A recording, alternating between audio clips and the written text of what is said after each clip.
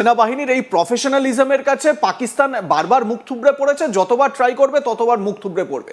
আমি একটু এবারে আমাদের মানে রাজনৈতিক পথটা যদি একটু দেখি, আমরা দেখতে পাচ্ছি যে তারেক রহমান তিনি 17 বছর পর বাংলাদেশের মাটিতে পদার্পণ করলেন। এই 2024 অগাস্টের পর থেকে, মানে 1-1.5 বছরের পর এই মুহূর্তে দাঁড়িয়ে বাংলাদেশের রাজনৈতিক প্রেক্ষিতটা কিছুটা পরিবর্তনের একটা মানে লক্ষণ দেখা যাচ্ছে। আমি ঠিক এই জায়গা থেকে আপনার কাছে প্রশ্ন করতে চাই, সেটা হচ্ছে গিয়ে অলরেডি অনেক আওয়ামী লীগ সমর্থক যারা ভারতে আশ্রয় নিয়ে আছেন বা বাংলাদেশের মাটিতে গোপন ডেরায় রয়েছেন, তারা কিন্তু একটা মানে সোশ্যাল মিডিয়ায় প্রচার করতে শুরু করে দিয়েছেন, ঠাড়ে ঠোড়ে বোঝানোর চেষ্টা করছেন যে তারেক রহমানের এই বাংলাদেশে প্রত্যাবর্তন, বাংলাদেশে ঢোকা, এইটার নেপথ্যেও আওয়ামী লীগের সর্বোচ্চ নেত্রী শেখ হাসিনা রয়েছেন। তার জন্যই নাকি তারেক রহমানের পথটা এতটা মসৃণ হলো। এবং অনেকে এটাও মানে একেবারে প্রত্যক্ষভাবে বলছেন না, পরোক্ষে বলছেন যে তারেক রহমানের বাংলাদেশে এই এন্ট্রি নাকি ভারতের একটা নেপথ্য হাত রয়েছে, ভারত নাকি এটা চেষ্টা করছে।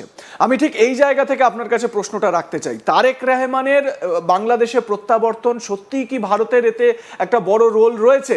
এবং তারেক রহমানের আসার পর বা তারেক রহমান যদি ক্ষমতায় আসতে পারেন, যদি প্রধানমন্ত্রীর দায়িত্ব সামলাতে পারেন, তাহলে কি ভারতের সঙ্গে কূটনৈতিক সম্পর্ক যেটা একেবারে তলানিতে চলে গিয়েছে, সেই জায়গাটা পরিবর্তন হওয়ার একটা সম্ভাবনা রয়েছে?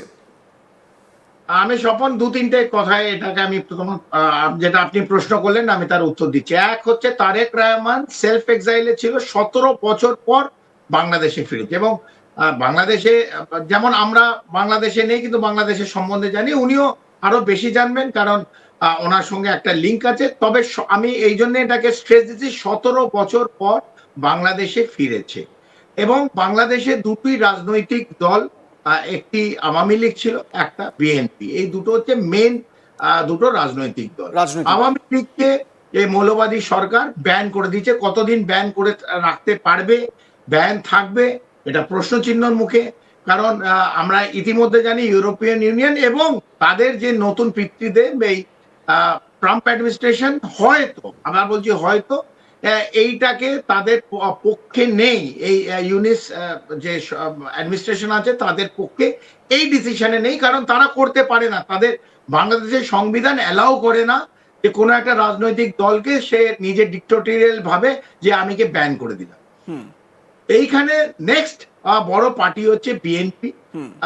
এই জায়গায় আমরা জানি খালেদা জিয়ার শারীরিকভাবে তিনি অসুস্থ এবং এখন তার চিকিৎসাধীন, এবং তারেক রহমান ফিরেছে এই লাগামটা ধরার জন্য। এবং কালকে উন্মাদনা বাংলাদেশে আমরা দেখেছি, 17 বছর পর ফিরেছে, কিন্তু একটা উন্মাদনা আছে, লক্ষাধিক কয়েক 2-4 লাখ লোক রাস্তায় নেমেছে তাকে স্বাগত জানাবার জন্য। কারণ তারা তারেক রহমানের মাধ্যম দিয়ে, আমি যেটা একটু আগে বলেছিলাম স্বপন, সেটা দিয়ে আমরা আজকে শেষ করব, যে বাংলাদেশে একটা ছোট গোষ্ঠী মৌলবাদী, একটা ছোট গোষ্ঠী জঙ্গিদের সহায়তা দেয়, সাহায্য দেয়, লক্ষাধিক লোক, 2 লাখ 4 লাখ।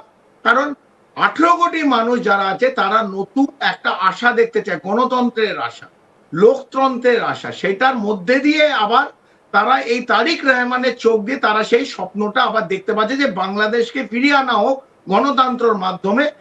আবার যে বাংলাদেশ 53 বছর ধরে যে বাংলাদেশ দেখেছে, হ্যাঁ, তার মধ্যে একটা অভ্যন্তরীণ বাংলাদেশের কোথায় মৌলবাদীরা কিছু হাল্লা করলো, কোথাও যে সরকার ছিল আওয়ামী লীগ কোথাও এক্সেস করেছে, মানুষ রেগে আছে। এমন নেই যায় যে একবারে আওয়ামী লীগ অথবা শেখ হাসিনা ধোয়া তুলসী পাতা, সে তো নয়। বিভিন্ন জায়গায় একটা এক্সেসেস আছে, অ্যাট্রোসিটিস আছে। তার রাজনৈতিক দৃষ্টিকোণ দিয়ে অনেক সময় বিএনপি কে বেরোতে দেওয়া হয়নি। এবং এই তারেক রহমান এসেছিল, তাকে বলেছিল আমি বাংলাদেশে ঢুকতে দেব না। এই বিভিন্ন এক্সেসেস আছে, তার মধ্যে দিয়ে আমরা প্রত্যেকে চাই এবং বাংলাদেশের আপামর জনতা 18 কোটি মানুষও চায় বাংলাদেশে ভোটের মাধ্যম দিয়ে গণতন্ত্র ফিরে আসুক। তবে মৌলবাদী যারা আছে, ইউনিস যারা আছে, যারা ক্ষমতাকে এনজয় করে, যারা ক্ষমতার লোভী এবং ডিপ স্টেট, তারা কি এটা চায়? এটা বড় প্রশ্ন। কারণ ধরুন তারেক রহমান কাল প্রধানমন্ত্রী হল এবং ভারতের সঙ্গে একটা রিলেশনশিপ বিএনপিরও আছে, ভালো রিলেশনশিপ আছে, এবং তারেক রহমানের সঙ্গে ভারতের যে অ্যাডমিনিস্ট্রেশন তার সঙ্গে একটা ভালো রিলেশন আছে। এই রিলেশন ভালোর দিকেই যাবে, কোনো খারাপের দিকে যাবে না।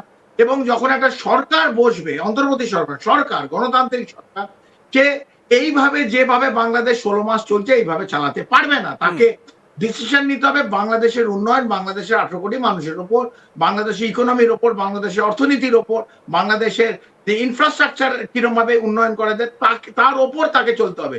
শুধু মৌলবাদীদের কথা, জামাতের কথা, জঙ্গি সংগঠনের কথা বাংলাদেশ চলতে পারে না, যেটা 16 মাস চলছে। বাংলাদেশ ভেঙে গেছে এবং অন্যান্য রাষ্ট্র যেভাবে বাংলাদেশ দখল করেছে, সেই দখল আন্দাজ, মানে যা বলবে তাই করবে, পুতুলের মতন যেমন ইউনিসকে নাচাচ্ছে, সেই নাচাতে পারবে না এই বিএনপি খালেদা জিয়ার পুত্র। একদমই ঠিক। এই জায়গা থেকে আমাদের ডিসকাশন, হ্যাঁ, আমরা এই জায়গা থেকেই আমাদের ডিসকাশন এন্ড করছি কর্নেল চৌধুরী, এবং এইটা আমরা অন্তত বুঝতে পারলাম যে ভারতের বিরুদ্ধে যতই উস্কানিমূলক প্রচার চালানো হোক না কেন, ভারতের যে গণতান্ত্রিক কাঠামো, আরও একবার বলছি, ভারতের যে গণতান্ত্রিক কাঠামো, ভারতের যে ফেডারেল স্ট্রাকচার, ভারতের যে ন্যাশনাল সিকিউরিটি ডক্ট্রিন, যেটা কর্নেল চৌধুরী এতক্ষণ খুব সুন্দরভাবে বোঝালেন, সেটাই আমাদেরকে সুসংবদ্ধ এবং সহনশীল থাকতে শেখায়। এবং একটা পরিষ্কার বার্তা, আমাদের সার্বভৌমত্বে হাত না পড়লে আমরা কিন্তু কোনো রকমভাবে অ্যাকশন নেব না, এটা একেবারে স্পষ্ট। ঠিক যে কাজটা কর্নেল চৌধুরী ডিপ স্টেটের কথা কিছুক্ষণ আগে বললেন, এবং যে ডিপ স্টেটের কাজটা রাশিয়া ইউক্রেনের ক্ষেত্রে করতে পেরেছে, যে রাশিয়া বিশ্বের তৃতীয় চতুর্থ ইকোনমি থেকে 11তম ইকোনমিতে পৌঁছে গিয়েছে ইউক্রেনের সঙ্গে এতদিন দীর্ঘ যুদ্ধের জেরে, যে রাশিয়া তারা এত বছর যুদ্ধ করে যাচ্ছে এবং রাশিয়াকে যুদ্ধে ইনভলভ করে রেখেছে ডিপ স্টেট, সেই কাজটা কিন্তু ডিপ স্টেট ভারতের বিরুদ্ধে করতে পারবে না। তার কারণ ভারতে একনায়কতন্ত্র নেই, ভারতে যে ফেডারেল স্ট্রাকচার রয়েছে, গণতান্ত্রিক কাঠামো রয়েছে, সেই গণতান্ত্রিক কাঠামোই ভারতকে এর থেকে বিরত রাখবে। এবং আরও একটা বিষয় যেটা আমাদের দেশকে অনেক বেশি শক্তিশালী করে, আমাদের দেশের সুসংবদ্ধ, শৃঙ্খলাপরায়ণ এবং প্রফেশনাল আর্মি, যেটা আমাদের দেশকে অন্যান্য দেশের থেকে আলাদা করে। সেনাবাহিনীর এই প্রফেশনালিজমের কাছে পাকিস্তান বারবার মুখ থুবড়ে পড়েছে, যতবার ট্রাই করবে ততবার মুখ থুবড়ে পড়বে। আমি একটু এবারে আমাদের মানে রাজনৈতিক পথটা যদি একটু দেখি, আমরা দেখতে পাচ্ছি যে তারেক রহমান তিনি 17 বছর পর বাংলাদেশের মাটিতে পদার্পণ করলেন। এই 2024-এর অগাস্টের পর থেকে, মানে 1-1.5 বছরের পর এই মুহূর্তে দাঁড়িয়ে বাংলাদেশের রাজনৈতিক প্রেক্ষিতটা কিছুটা পরিবর্তনের একটা মানে লক্ষণ দেখা যাচ্ছে। আমি ঠিক এই জায়গা থেকে আপনার কাছে প্রশ্ন করতে চাই, সেটা হচ্ছে গিয়ে অলরেডি অনেক আওয়ামী লীগ সমর্থক যারা ভারতে আশ্রয় নিয়ে আছেন বা বাংলাদেশের মাটিতে গোপন ডেরায় রয়েছেন, তারা কিন্তু একটা মানে সোশ্যাল মিডিয়ায় প্রচার করতে শুরু করে দিয়েছেন, ঠাড়ে ঠোড়ে বোঝানোর চেষ্টা করছেন যে তারেক রহমানের এই বাংলাদেশে প্রত্যাবর্তন, বাংলাদেশে ঢোকা, এইটার নেপথ্যেও আওয়ামী লীগের সর্বোচ্চ নেত্রী শেখ হাসিনা রয়েছেন।